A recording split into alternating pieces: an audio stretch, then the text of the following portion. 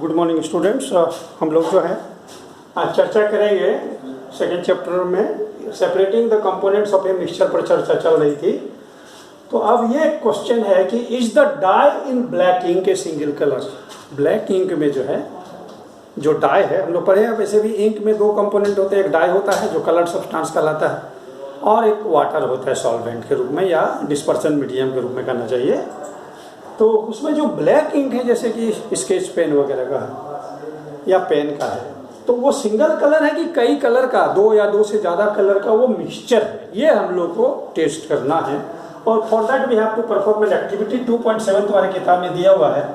इसके लिए क्या करेंगे, एक फिल्टर पेपर का कटिंग लेंगे इस तरह से जैसे यहाँ पर बना हुआ है देखिए, और इसका नीचे पॉइंटेड बना देंगे फिल्टर पेपर का, और उसमें करीब करीब नीचे से 3 सेंटीमीटर ऊपर एक पेंसिल से लाइन खींचेंगे, उस पर एक ब्लैक इंक का ड्रॉप डाल देंगे। देन उस इंक को थोड़ा ड्राई अप होने देंगे, सूखने देंगे।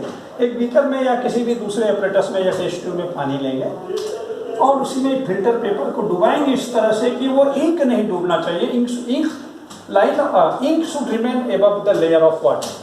और वाटर, ये फिल्टर पेपर का ये जो लोअर पार्ट है ये केवल वाटर में डूबना चाहिए, सिंक करना चाहिए।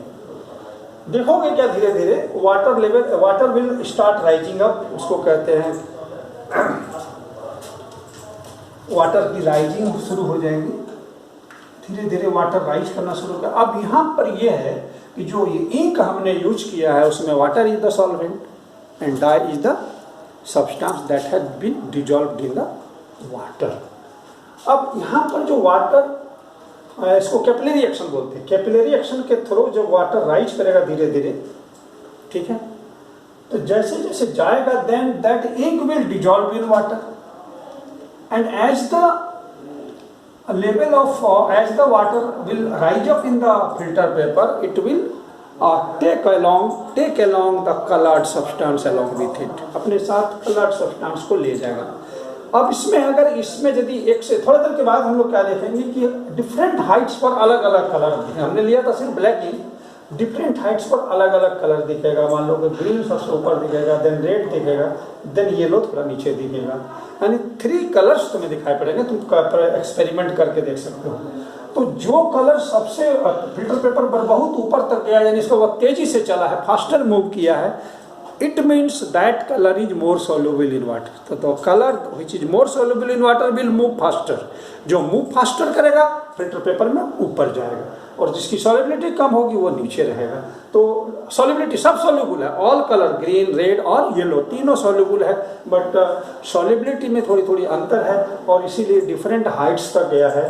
और इस तरह से कलर, तीनों कलर सेपरेट हो गए, और इसी प्रोसेस को कहते हैं chromatography, the process of separating the components of a mixture. तो इसका ब्लैक कलर एक मिक्सचर हो गया 3 कलर्स का, उसके कंपोनेंट्स को सेपरेट कर दिया यही पेपर यूज करके, फिल्टर पेपर यूज करके। इस प्रोसेस को क्रोमेटोग्राफी कहते हैं, और पेपर यूज करके किए तो पेपर क्रोमेटोग्राफी। दूसरा प्रोसेस भी है, 11th क्लास में पढ़ोगे, कॉलम क्रोमेटोग्राफी और कई तरह के क्रोमेटोग्राफी है। तो ये नाम कहाँ से है क्रोमेटोग्राफी? ग्रीक वर्ड क्रोमा होता है, क्रोमा, जिसका मतलब होता था कलर।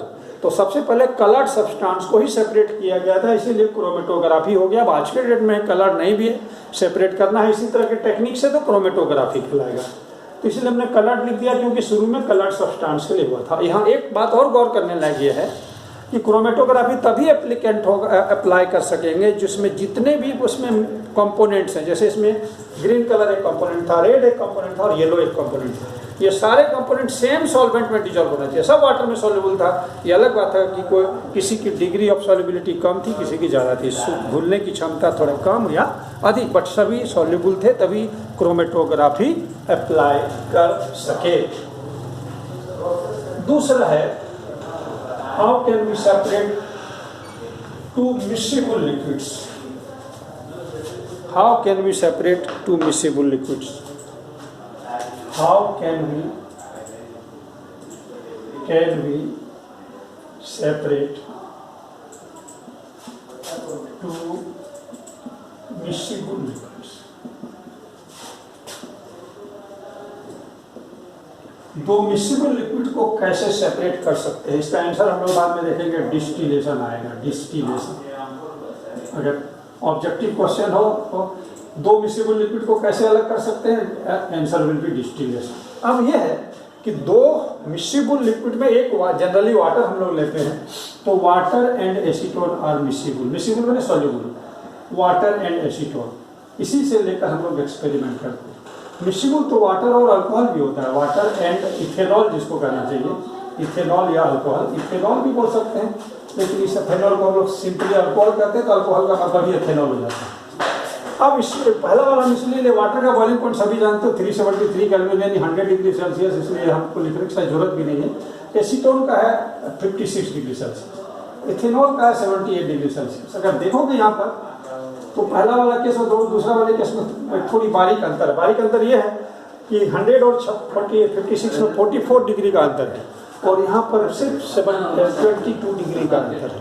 हम लोग पहले ये वाला एग्जाम्पल लेते हैं जहाँ पर दोनों लिक्विड के बॉइलिंग पॉइंट में काफ़ी अंतर है, कम से कम 25 से तो ज़्यादा है, कम से कम 25 से ज़्यादा है। तो अब ज़रा देखें, वाटर और एसीटोन अगर मिला हुआ एक साथ, दोनों मिक्सिबल लिक्विड है, बढ़िया से मिल गया है, तो उसको कैसे सेपरेट करेंगे। प्रोसेस का तो नाम हमने डिस्टिलेशन कर दिया। तो इसके लिए हम लोग क्या लेंगे, एक डिस्टिलेशन फ्लास्क लेंगे, एक हम लोग राउंड बॉटम का डिस्टिलेशन फ्लास्क लेंगे, distillation flask, distillation flask round bottom का है, ऐसे तो खड़ा नहीं ही रहेगा। एक ट्राइपॉड स्टैंड लेंगे, यहाँ पर हीटिंग अरेंजमेंट रखेंगे, बर्नर या स्प्रिट लेंगे, और यहाँ पर एक स्टैंड रखना पड़ेगा हमको, और स्टैंड से क्लैंप देकर इसको टाइट करना पड़ेगा, तो संभव ही नहीं है।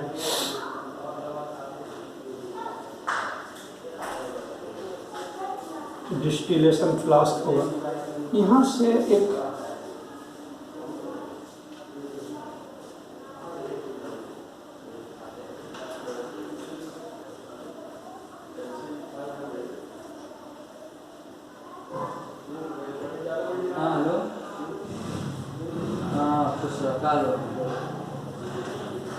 शुरू हो गई ना। अब कैंटीन का भी सब कुछ कुछ बताइए, है ना। जब तू कहोगा मुझे बड़ा कोई हफ्ता से मुझे बड़ा देख कर टाइम बता दिया था मुझे, ठीक ठीक कुछ बताओ मुझे। अच्छा ठीक है, कुछ बताइए। हाँ बताओ,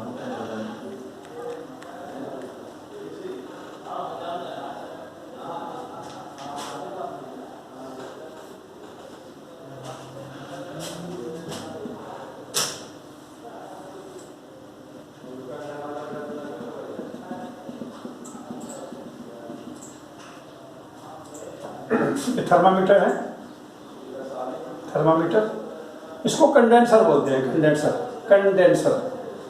इसमें वाटर यहाँ इधर से ठंडा पानी कोल्ड वाटर सप्लाई किया जाता है, और पंप आउट होकर इधर से कोल्ड वाटर बाहर निकल जाता है। इसका मकसद है कि जो कंडेंसर है, कंडेंसर को ठंडा रखे। अब यहाँ पर जो दोनों लिक्विड का जो मिक्सचर लिया गया, जब हम लोग वी विल स्टार्ट हीटिंग, जब दोनों को हीट करना शुरू करेंगे, तो जैसे ही टेम्परेचर 56 डिग्री पूरा होगा 56 डिग्री सेल्सियस, सारे एसीटोन जो है बॉयल होकर उसका वेपर बनेगा। और ये एसीटोन के वेपर जब इधर आएंगे, तो यहाँ पर ये ट्यूब काफ़ी ठंडा कर दिया गया है कोल्ड वाटर पास करके, तो यहाँ से एसीटोन का वेपर आते आते यहाँ लिक्विड बनेगा, और यहाँ पर एसीटोन जमा होना शुरू हो जाएगा।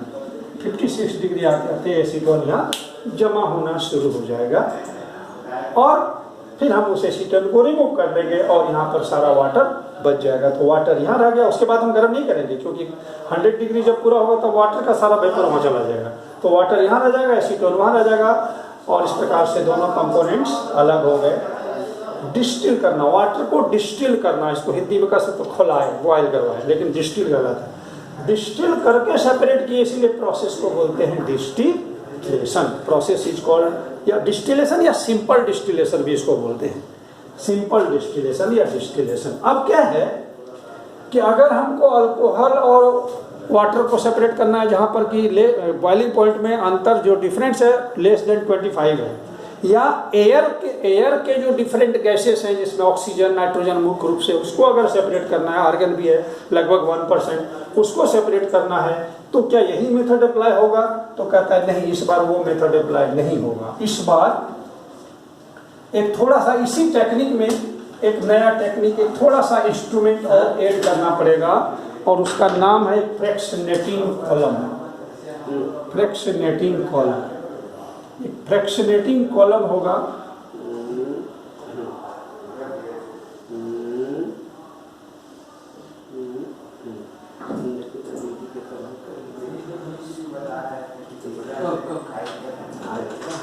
हमरे बात के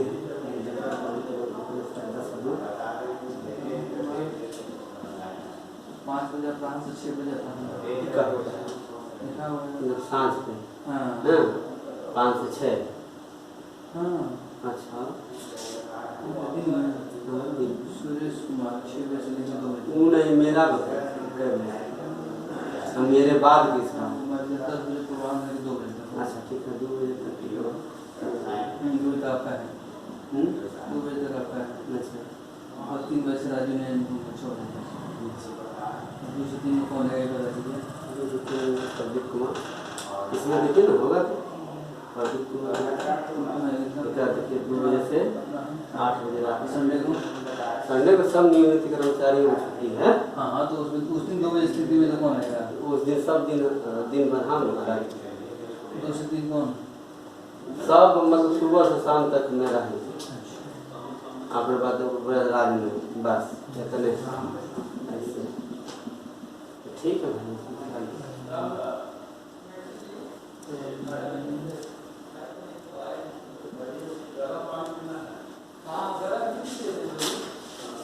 क्या किया यार? Fractionating column.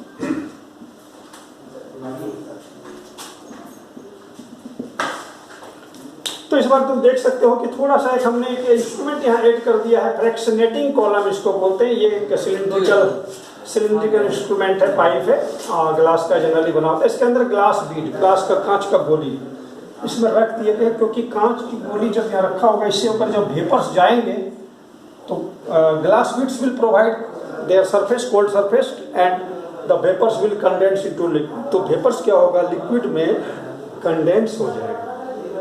तो क्या है, जब बॉइलिंग पॉइंट में डिफरेंस कम होगा तो कई बार ऐसा होगा कि अल्कोहल के वेपर के साथ साथ वाटर के भी वेपर साथ साथ जाने लगेंगे, बट थोड़ा सा भी ठंडा होने का मौका मिलेगा तो वाटर के वेपर कंडेंस होकर फिर बैक हो जाएंगे और अल्कोहल के वेपर ऊपर की ओर जाते रहेंगे। तो फ्रैक्शनेटिंग कॉलम में जो बीट्स है वो अपना कोल्ड सरफेस प्रोवाइड करके जो दूसरा फ्रैक्शन है जिसका बॉइलिंग पॉइंट ज़्यादा है उसको इमीडिएटली कंडेंस कर करके बैक करेगा, और लोअर बॉइलिंग पॉइंट वाला का वेपर यहाँ से जाएगा और फिर पहले की तरह वाटर जा ही रहा है, कंडेंसर से होकर ठंडा होकर वो जमा हो जाएगा, तो अल्कोहल यहाँ और वाटर यहाँ हो जाएगा। इस प्रोसेस का नाम है फ्रैक्शनल डिस्टिलेशन। Fractional distillation. तो अगर बॉइलिंग पॉइंट में कम का अंतर है तो सिर्फ एक फ्रैक्शनेटिंग कॉलम डालेंगे, प्रोसेस का नाम हो जाएगा फ्रैक्शनल डिस्टिलेशन। और यह फ्रैक्शनेटिंग कॉलम बहुत तरह के होते हैं, और सबसे सिंपल है कि ग्लास बीड वाला है, 9th क्लास में ही छड़े। तो इस तरह से इसी मेथड से फ्रैक्शनल डिस्टिलेशन से एयर के जो कंपोनेंट्स हैं, ऑक्सीजन नाइट्रोजन आर्गन, वो भी सेपरेट हो सकते हैं। और पेट्रोलियम प्रोडक्ट्स जो क्रूड ऑयल बनता है उससे petrol, diesel, kerosene, LPG gas, इन सबको सेपरेट करने वाला प्रोसेस का भी नाम होता है फ्रैक्शनल डिस्टिलेशन। फ्रैक्शनल डिस्टिलेशन आप जरा कैसे कर सकते हैं वो जरा देखें। How can be obtain, technique यही होगा। अब एक इंस्ट्रूमेंट का साइज अलग अलग हो सकता है, उसका डिजाइन और लंबाई अलग अलग होगा, फ्रैक्शनेटिंग कॉलम का अलग बात है। How can be obtain, how can be obtain different gases from air, different gases from air, air से डिफरेंट गैसेस को कैसे निकाल सकते हैं। तो मेनली 2-3 चीजें हैं, 2 चीजें ही मेन है, ऑक्सीजन है, आर्गन है, और नाइट्रोजन है, नाइट्रोजन। और बॉइलिंग पॉइंट जो है, बॉइलिंग पॉइंट है इसका -183 डिग्री सेल्सियस, इसका -186 डिग्री सेल्सियस। और इसका -196 डिग्री सेल्सियस। और बताने की जरूरत नहीं, ये लगभग 21% है, ये लगभग 78% है और ये लगभग 1% है, ये बुक में दिया हुआ होगा परसेंट। ये है। अब देखो सबसे कम टेम्परेचर कौन है, सबसे बॉइलिंग पॉइंट कम है इसका, नाइट्रोजन का, देन आर्गन का, उसके बाद ऑक्सीजन का। क्या करेंगे सबसे पहले एयर को कंप्रेस करेंगे बाय अप्लाइंग हाई प्रेशर, बहुत ज़्यादा प्रेशर देंगे और साथ साथ ठंडा भी करेंगे, यानी टेम्परेचर को लोअर करेंगे। तो गैस को अगर बहुत ज़्यादा प्रेशर दोगे, हाई प्रेशर, और ठंडा करोगे तो it will be converted into liquid, तो लिक्विड एयर बनेगा। तो एयर से बन जाएगा लिक्विड एयर, पहले एयर था फिर बन जाएगा लिक्विड एयर, यानी ये लिक्विड एयर जो है लिक्विड की तरह हो जाएगा। और फिर उसको उसी तरह के डिस्टिलेशन फ्लास्क में लेकर फ्रैक्शनल डिस्टिलेशन करेंगे, और यानी धीरे धीरे गर्म करेंगे, धीरे धीरे, चूंकि बॉइलिंग पॉइंट में बहुत कम का अंतर है, वो हाई टेक्नोलॉजी में पड़ेगा। तो धीरे धीरे जब गर्म करेंगे तो जैसे ही -196 तक जाएगा, इसका मतलब समझ लो, हम इतना ठंडा कर देंगे कि वो काफ़ी -96 से भी काफ़ी नीचे तक हो गया, -200 -250 के आसपास चला गया, ऐसे मान के चलो। और फिर जब वहाँ से गर्म करेंगे तो धीरे धीरे -250 से -240 -230 होते हुए, -200 से होते हुए, -199 होते हुए यहाँ पहुँचेगा। जैसे इस टेम्परेचर पर पहुँचेगा वो वेपर ऊपर जाते जाते ऐसे भी ठंडा ऐसे भी होते जाएगा, क्योंकि जो फ्रैक्शनेटिंग कॉलम जब बहुत लंबा होगा, वेपर्स जब इसके ऊपर जाएंगे और इसी तरह से उसमें ग्लास बीड्स या फिर फ्रैक्शनेटिंग कॉलम में जो कॉलम्स बने होंगे वो ठंडा करते जाएगा। तो ठंडा होते होते जैसे ये -196 टेम्परेचर पर पहुंचेगा, सारे नाइट्रोजन के जो वेपर बने हुए तो वो लिक्विड में कन्वर्ट होते जाएगा। उसका साइड में डिलीवरी पाइप लगा होगा, इस तरह से डिजाइन बना होगा कि लिक्विड बना तो वो साइड से निकल जाएगा, तो नाइट्रोजन लिक्विड अलग हो जाएगा। और जैसे ही बाहर निकलेगा उसको प्रेशर अगर नॉर्मल प्रेशर मिलेगा तो वो लिक्विड से ऑटोमेटिकली गैस में कन्वर्ट हो जाएगा। देन थोड़ा सा और ठंडा होने का, थोड़ा सा और ठंडा जब होने का मौका मिलेगा, नहीं पहले तो 1-96, देन ये दिस वन, नहीं तो पहले ये होगा टेम्परेचर हाई, लो टेम्परेचर से हाई, हाँ, तो उसके बाद ये आएगा आर्गन आएगा और उसके बाद फिर ऑक्सीजन आएगा, और इस तरह से ये तीनों गैसें सेपरेट हो जाएगी। प्रोसेस का नाम हो गया फ्रैक्शनल डिस्टिलेशन। तो जिसका बॉइलिंग पॉइंट कम है, यानी अच्छा गर्म करके अगर रखेंगे तब तो फिर अगर हाई टेम्परेचर पर आके ठंडा करना पड़ेगा तब तो -250 की ओर नहीं ले जाना पड़ेगा। अगर उसका वेपर है तो -183 से ज़्यादा गर्म होगा, वेपर्स को ऊपर ले जाएंगे, धीरे धीरे ठंडा होगा। उल्टा है, हाई टेम्परेचर से लो टेम्परेचर, तो पहले ऑक्सीजन अलग होगा, लो कम हाइट पर पहले ऑक्सीजन होगा, जैसे जैसे ऊपर जाएगा उसका टेम्परेचर कम होता है, यानी पहले high temperature then low temperature, उल्टा होगा, पहले ये होगा। वेपर से उसका तीनों का जब हम लोग गर्म किए हैं तो इतना ज़्यादा गर्म कर दिए सबके बॉइलिंग पॉइंट को पार हो जाए, देन फ्रैक्शनेटिंग कॉलम में ऊपर जाते जाते ठंडा हो, यानी सबसे ज़्यादा बॉइलिंग पॉइंट वाला पहले अलग होगा, देन ये होगा, देन ये होगा, उल्टा हो गया, क्योंकि वेपर हम लोग बनाकर तब काम कर रहे हैं। ठीक है, ओके। तो विद फिनिश दिस चैप्टर, जो इसका रिलेटेड जितना भी पूरा, चूँकि एक्सरसाइज कंप्लीट हो गया है और टेक्स्ट बुक में जो भी एक्सरसाइज उसको बनाना है एंड देन डिस्कस करना होगा।